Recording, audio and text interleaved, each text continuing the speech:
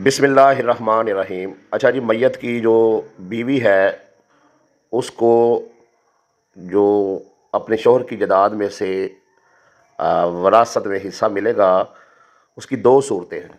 ठीक है जी। अच्छा, अगर तो शौहर के जो है वो बेटा बेटी पोता पोती पड़पोता पड़पोती मौजूद हों, खा उस बीवी से है या खा किसी दूसरी बीवी से है, तो बीवी को शौहर की जायदाद से 8वां हिस्सा मिलेगा। ठीक है जी। और अगर शौहर का कोई बेटा नहीं है, बेटी नहीं है, पोता नहीं है, पोती नहीं है, पड़पोता नहीं है, पड़पोती नहीं है, ठीक है जी, यानी उसकी ना कोई और बीवी है ना कोई और बीवी से औलाद है।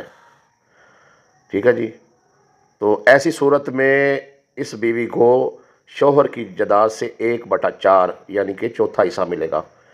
यानी अगर शौहर की औलाद है तो बीवी को 8वां हिस्सा, शौहर की औलाद नहीं है तो फिर चौथा हिस्सा।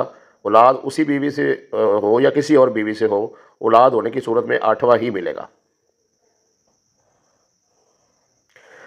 अच्छा, जिस औलाद की वजह से शौहर और ज़ौजा का हिस्सा कम हो जाता है वो ये औलाद है, इसमें बेटा है, बेटी है, पोता है, पोती है, पड़पोता है, पड़पोती है। यानी इन रिश्तों में अगर कोई रिश्ता मौजूद होता है तो बीवी का शौहर की जायदाद में और शौहर का बीवी की जायदाद में जो है वरासत में हिस्सा जो है वो कम हो जाता है। लिहाजा अगर किसी मैयत के नवासे नवासी या नवासी की औलाद या पोती की औलाद जबकि मैयत की बेटी और पोती ज़िंदा ना हो तो उसकी वजह से शौहर और ज़ौजा के हिस्सों में भी कमी आ जाती है। यानी अगर